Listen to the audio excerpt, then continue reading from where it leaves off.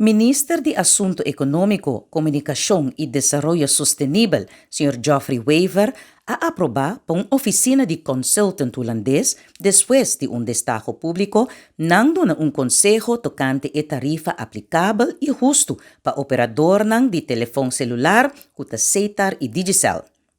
Essa aqui tapa é uso de frequência para sistema de telefone celular com tecnologia de 5G, que lumester vira parte de manejo novo. Esse sistema de 5G está permite de ter mais capacidade, está mais lié e está mais seguro que o sistema anterior.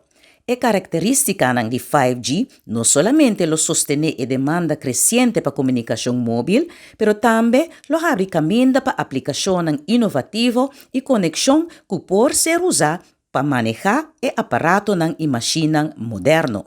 Comparado com o sistema anterior, o sistema de 5G requer uso de mais frequência, por papia de mais ou menos 10 vezes mais rápido.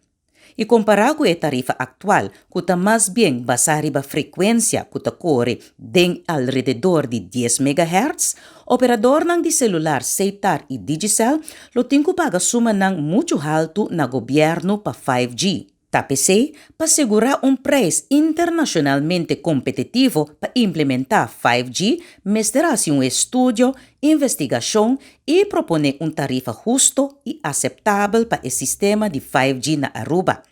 E segundo o Ministro Wever, essa aqui é passo importante para chegar a era digital novo com oportunidade tecnológico e inovativo novo para Aruba.